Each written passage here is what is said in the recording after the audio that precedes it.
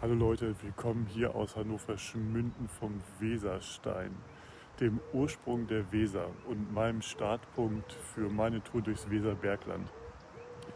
Unweit des Weserberglands ist meine Frau gerade zur Kur und die möchte ich an den Wochenenden natürlich besuchen. Ich habe mir zumindest so der Plan 3 Freitage auch noch freigenommen und möchte dann mit Motorrad und Zelt hier durchs Weserbergland fahren und mir ein paar Sachen anschauen. Ja, und da nehme ich euch einfach mal mit. Wo Werra sich und Fulda küssen, sie ihre Namen büßen müssen. Und hier entsteht durch diesen Kuss, deutsch bis zum Meer, der Weserfluss. An diesen 3 Tagen, die mir zur Verfügung stehen, habe ich auf rund 480 Kilometern zwischen Hannover-Schmünden und Minden das Weserbergland durchmessen. In Hannover-Schmünden angekommen, statte ich der Altstadt erstmal einen Besuch ab und vertrete mir die Beine. Umrahmt von Werra und Fulda mit ihren über 700 Fachwerkhäusern, dem Rathaus im Stil der Weserrenaissance und vielem mehr, lohnt sich immer ein Besuch dieser Stadt, wie ich finde.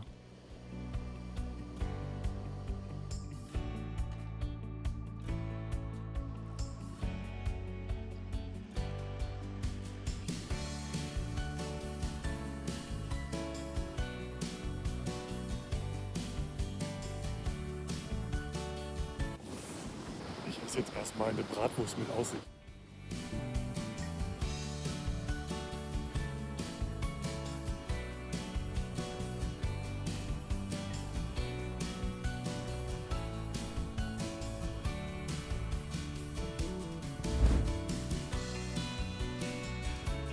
Es ist inzwischen Freitagnachmittag und die 130 Kilometer meines ersten Tourtags liegen noch vor mir. Mein Campingplatz für heute ist Bad Karlshafen. Bis dahin habe ich mir noch einige Stopps vorgenommen. Nach der Autobahnanreise genieße ich aber erstmal die ersten sachte geschwungenen Straßen, mit denen mich das hügelige Weserbergland willkommen heißt.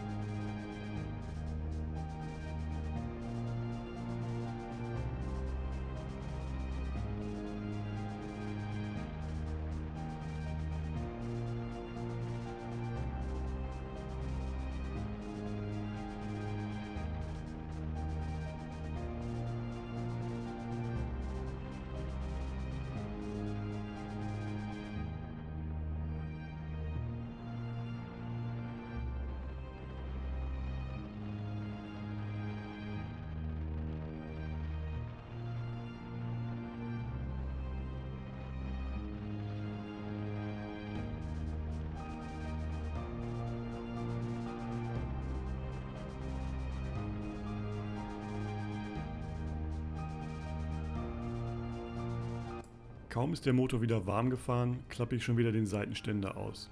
In der Gaststätte zur Fähre, welche unter Motorradfahrern der Region wohl bekannt ist, gönne ich mir Kaffee und Kuchen. Die Preise und Portionen hier sind mehr als fair. Außerdem kann ich hier im Anschluss wieder einmal eine Fähre zur Flussquerung nutzen. Eine Art zweites Hobby von mir. In diesem Fall handelt es sich um eine Gierseilfähre, die ganz ohne Motor allein die Strömung der Weser nutzt, um über den Fluss zu kommen. Ich danke dir. Das müssen wir doch mal festhalten, oder?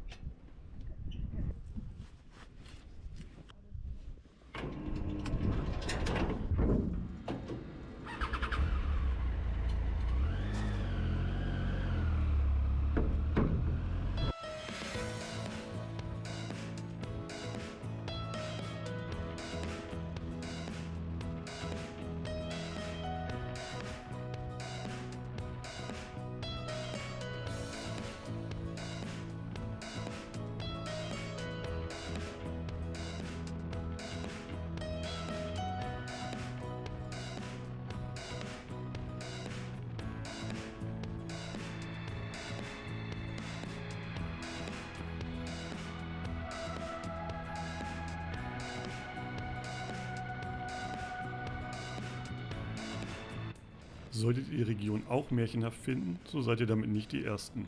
Die 1975 begründete, rund 600 Kilometer lange Deutsche Märchenstraße führt ebenfalls ein gutes Stück durch das Weserbergland und hat hier einige Stationen. Eine Station ist das Dornröschenschloss Saberburg, welches derzeit umfangreich restauriert wird. Wie es vor Ort aussieht, wird es auch noch eine Weile dauern. Eine schlafende Prinzessin konnte ich übrigens auch nicht entdecken.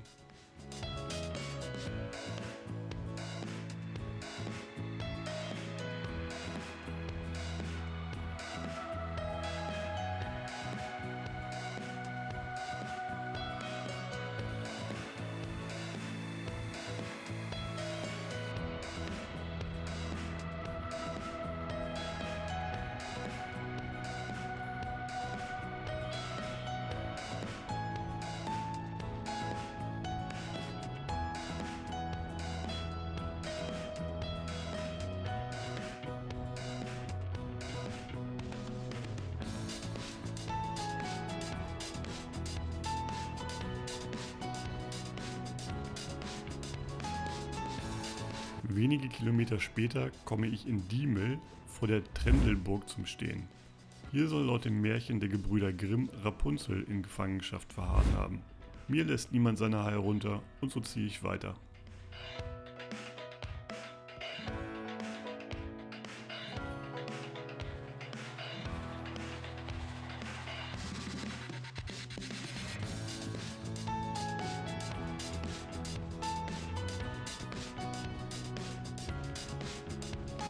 In den GPX-Daten, die ihr wie immer auf meiner Homepage findet, habe ich euch auch die Villa Löwenherz eingespeichert. Ein wunderbares Motorradhotel und zentraler Ausflugspunkt für Touren in die Region. Ich bin allerdings noch nicht am Ziel meiner Reise und fahre weiter.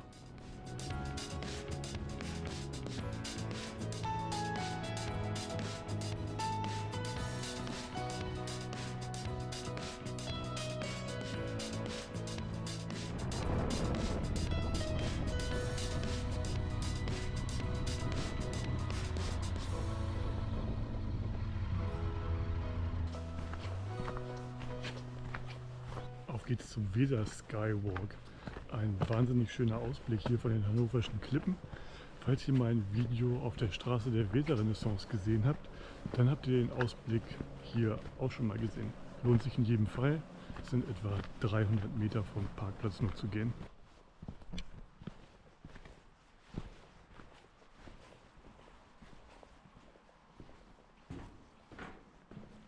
Da hinten ist Bad Karlshafen und da könnt ihr auch schon den Campingplatz sehen, wo ich heute übernachte.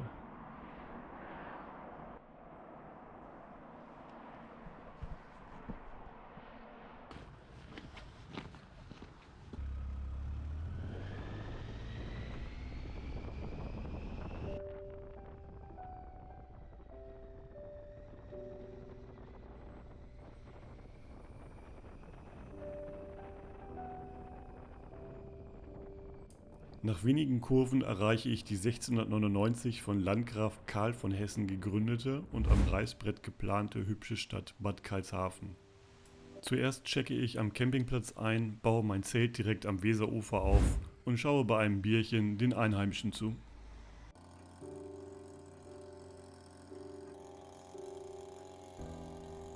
Also aus der Barockstadt Bad Karlshafen, in der ich auch auf dem Campingplatz übernachte. Ich gucke mir gerade das Gebäudeensemble um den Stadthafen an. Das ist wirklich sehenswert und der Stadthafen ist seit 2019, glaube ich, wieder mit einer Schleuse ausgestattet, sodass hier Sportboote liegen und dann auf die Weser fahren können. Die ersten Bewohner der Stadt waren Hugenottenflüchtlinge aus Frankreich. Gegründet wurde die Stadt als Handelsstadt, um den Zöllen von Hannover-Schmünden zu entgehen und die logistisch günstige Lage am Zusammenfluss von Weser und Diemel zu nutzen.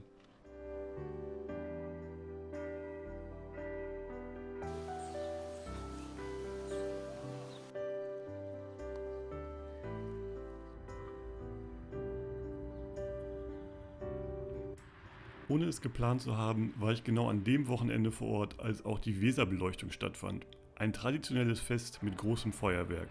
Da die Weser hier ein wenig wie ein Canyon verläuft, hallt das Feuerwerk imposant wider.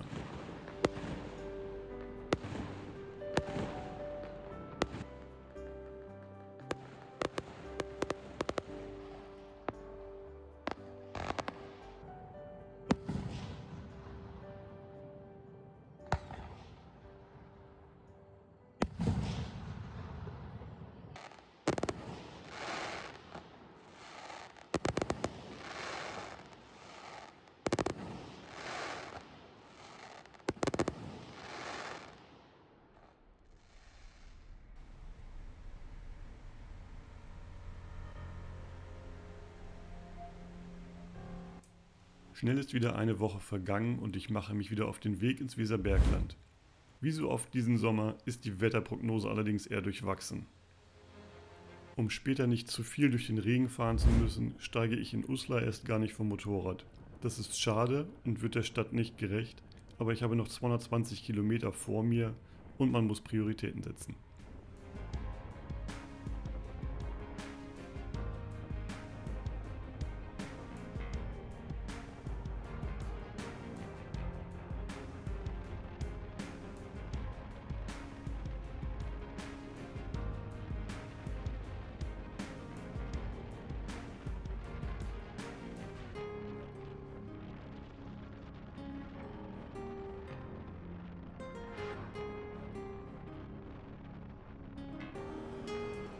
Das Weserbergland misst insgesamt etwa 200 Kilometer in der Länge von Hannover-Schmünden im Süden und Porta Westfalica im Norden. Dabei hat es eine Ost-West-Ausdehnung von 50 bis 100 Kilometern. Meist sind es hier eher sanft geschwungene Straßen, unterbrochen von Ortschaften und Städten mit schönen Fachwerkhäusern.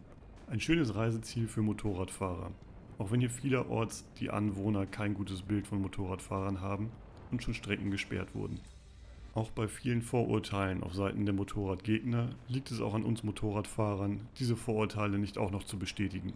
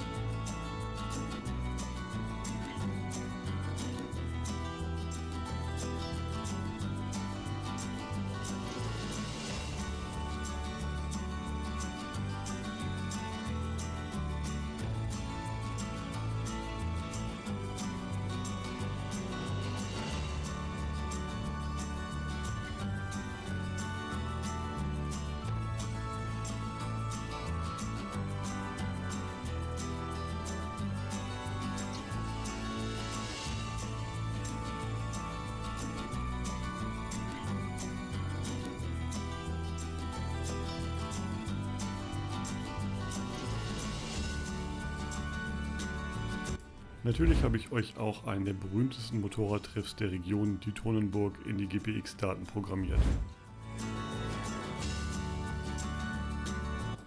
Wie so oft erreiche ich auch diesen Spot außerhalb der Öffnungszeiten. Das macht aber überhaupt nichts, denn mein nächster Halt ist nicht weit entfernt. Zudem mag ich bei dem ständigen Wechsel von nass und trocken auch nicht unbedingt so viele Stopps einlegen.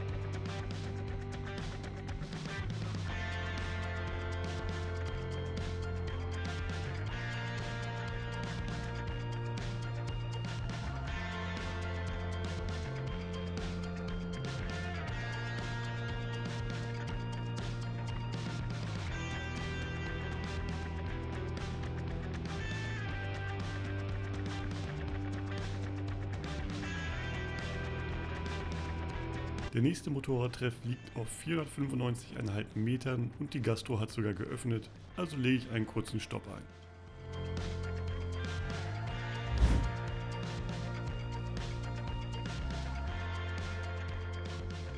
Ich bin hier auf dem Köterberg, auch bekannt als Monte Wauwau. Viele Pausen habe ich heute nicht gemacht und ich bin auch der einzige Motorradfahrer hier. Das liegt daran, dass Freitagnachmittag ist und ziemlich beschissenes Wetter. Ich hole mir jetzt auch erstmal einen Kaffee.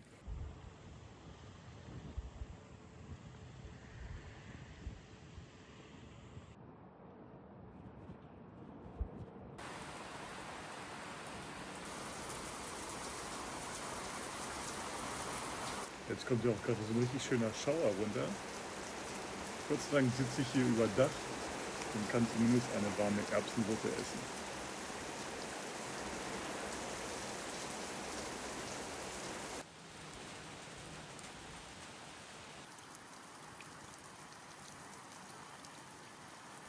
Ich habe natürlich schön aufgegessen und dann kam auch endlich wieder etwas die Sonne heraus. Die Straßen sind zwar noch nass, aber dafür sauber und im Sonnenschein bin ich schnell wieder mit dem Tag versöhnt.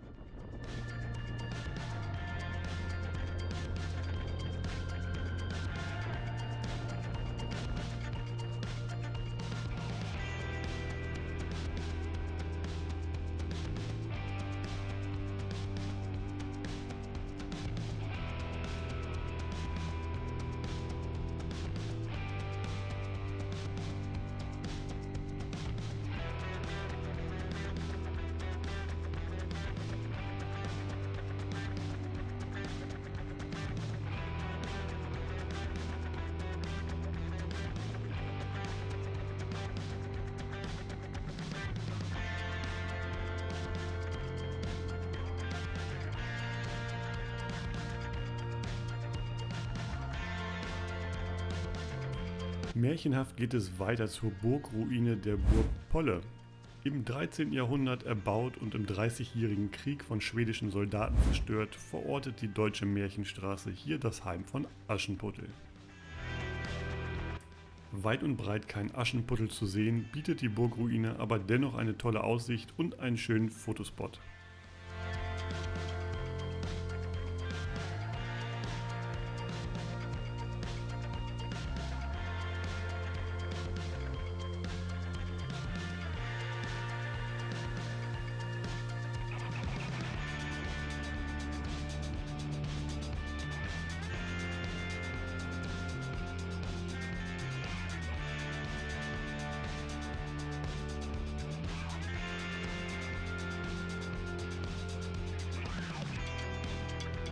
Die Geschichte des Weserberglands ist so vielschichtig wie die Landschaft selbst. Seit der Jungsteinzeit siedelten hier Menschen, angezogen von fruchtbaren Böden und der Wasserstraße der Weser. Später war die Region Grenzland zwischen den Sachsen im Osten und den Franken im Westen. Diese politische Bruchlinie machte das Gebiet strategisch bedeutend und oft umkämpft, so beispielsweise während der Sachsenkriege Karls des Großen.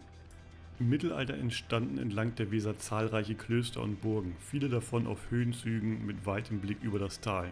Sie dienten nicht nur als Machtzentren, sondern auch als Orte der Bildung, Verwaltung und Kultur. Das Kloster Corvey zum Beispiel, heute UNESCO-Weltkulturerbe, war ein spirituelles und kulturelles Zentrum weit über die Region hinaus. Zwischen dem 16. und 17. Jahrhundert prägte die Weserrenaissance das Gesicht der Städte.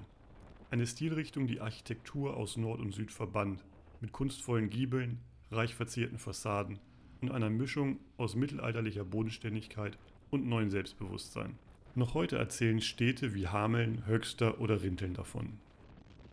Die Industrialisierung im 19. Jahrhundert ließ erste Manufakturen entstehen, doch viele Regionen blieben ländlich und strukturell vom Handwerk geprägt. Die geografische Lage abseits der neuen großen Handelsrouten bewahrte dem Weserbergland seinen kleinstädtischen, oft beschaulichen Charakter. Man spürt die Geschichte überall, ob im Schatten der alten Ruinen oder den zahlreichen Altstädten, in denen die historischen Bauten noch die Geschichte spüren lassen.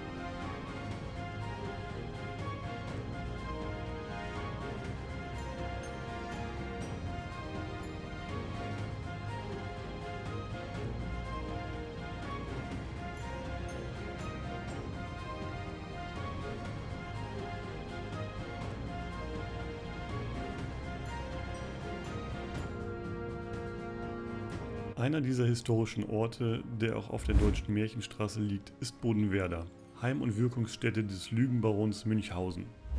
Da ich den Ort schon kenne und vor allem weil gerade eine Regenschauer hereinbricht, stelle ich mich lediglich kurz unter, fahre schnell einkaufen und fahre dann weiter zum Campingplatz Rühler Schweiz, meinem Basislager für dieses Wochenende.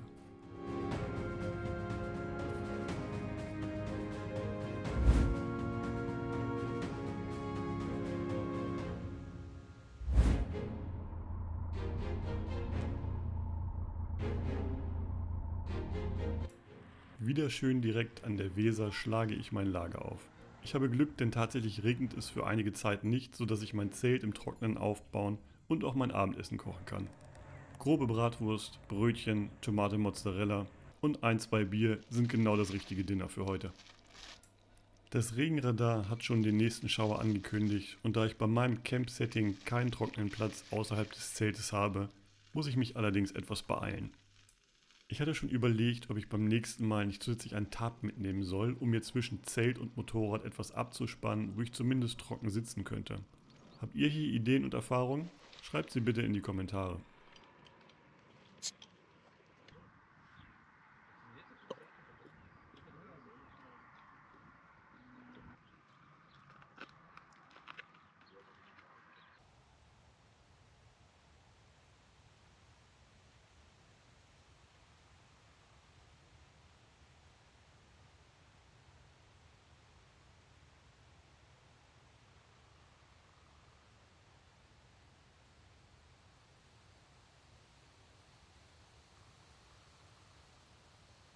Der nächste Tag bietet zumindest bis zum frühen Nachmittag bestes Sommerwetter und das ist auch gut so, denn es geht für einen kurzen Ausflug zu den Externsteinen, einer pittoresken 40 Meter hohen Sandsteinfelsformation ein Stück weit weg im Teutoburger Wald.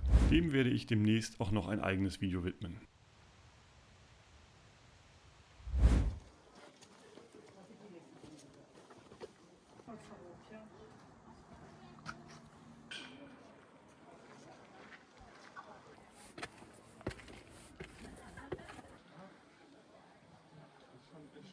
Schimmer. Danke auch.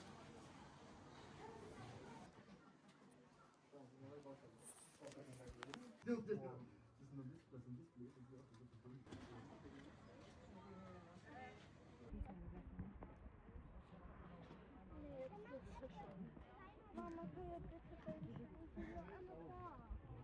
Das ist gut.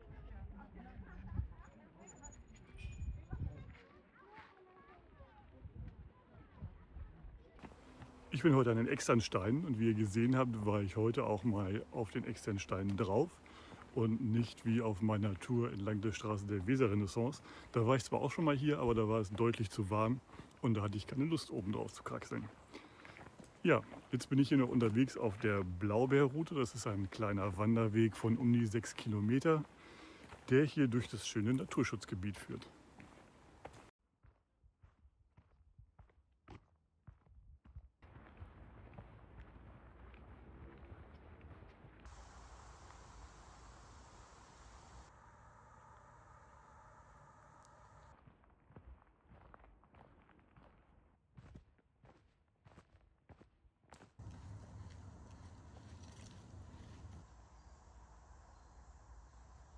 Guten Morgen. Es ist Sonntag früh. Ausnahmsweise regnet es mal nicht hier im Weserbergland. Und da ich nächsten Freitag schon was vorhabe, habe ich mir gedacht, ich fahre den dritten Tourtag, den ich geplant habe, einfach schon heute, denn der führt Richtung Norden, also Richtung Heimat. Und dann hoffen wir mal, dass uns der Regen nicht ereilt. Ich bin übrigens hier auf dem Campingplatz Rühler Schweiz bei Bodenwerder. Und der liegt hier direkt am Weserradweg und direkt an der Weser.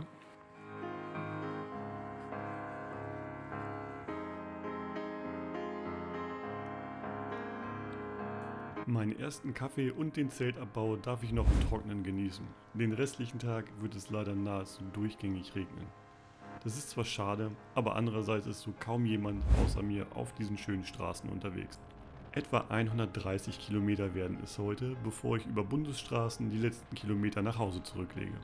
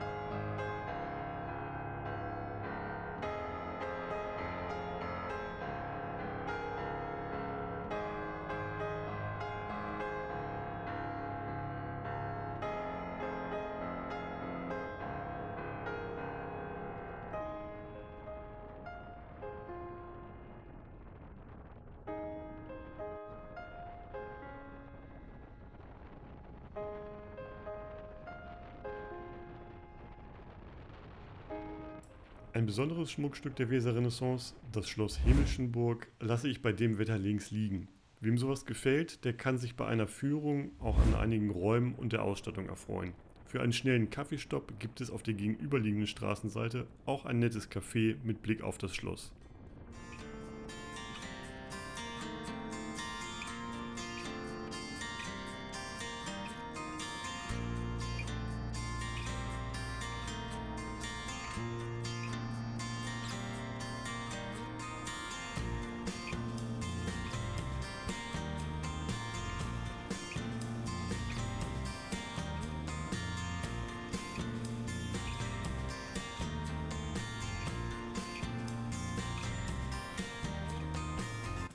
Jetzt, wo ich schon nass bin, freue ich mich einfach über das dahin meandernde feine Asphaltband.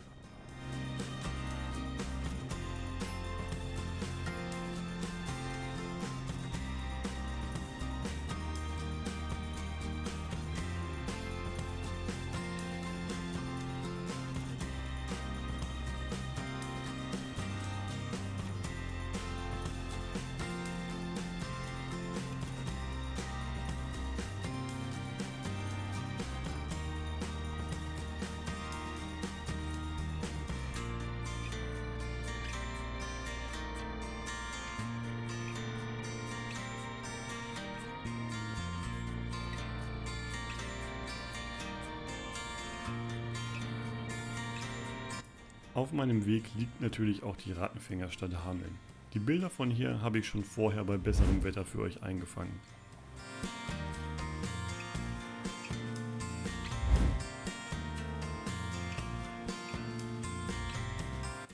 Die Altstadt von Hameln bietet viele wunderschöne Gebäude aus den vergangenen Jahrhunderten und vor allem der Weserrenaissance. Hier kann man bequem einige Stunden verbringen und zum Beispiel der Sage vom Rattenfänger von Hameln nachforschen.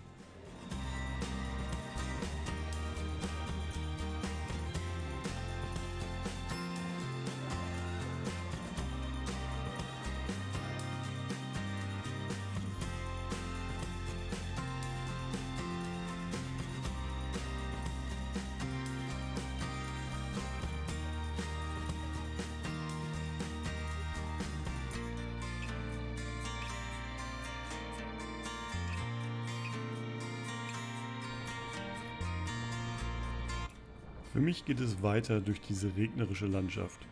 Meist seid ihr in meinen Berichten eher Sonnenstunden gewohnt, aber das liegt nicht immer in meiner Hand. Dafür habe ich aber wie gewohnt auch wieder ein paar wirklich schöne kleine Straßen für euch gefunden, auf denen sich bestens das Hinterland erkunden lässt.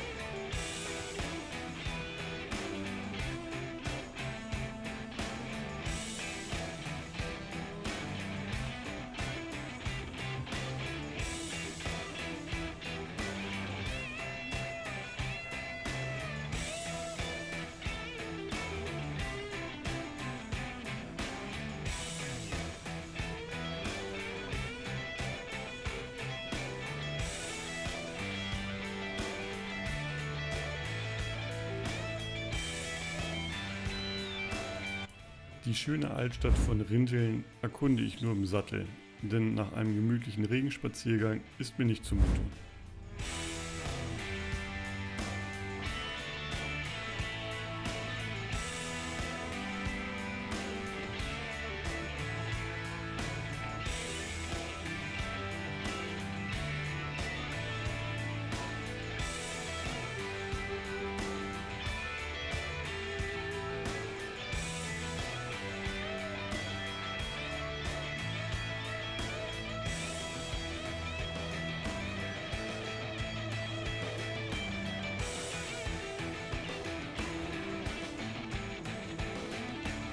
Auch das Kaiser-Wilhelm-Denkmal habe ich euch in die GPX-Daten programmiert, auch wenn ich diesmal auch hier keinen langen Stopp einlege.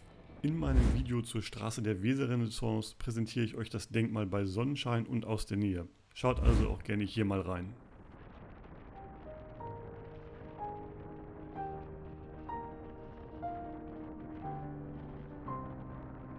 Passend zum Ende der Tour hört auch der Regen auf. Das schöne Weserbergland habe ich inzwischen leider schon verlassen. Aber ich bin jetzt noch mal auf einen kleinen Abstecher nach Minden gefahren, denn hier ist das Wasserstraßenkreuz, wo der Mittellandkanal einfach mal über der Weser wegfließt. Hier ist der Mittellandkanal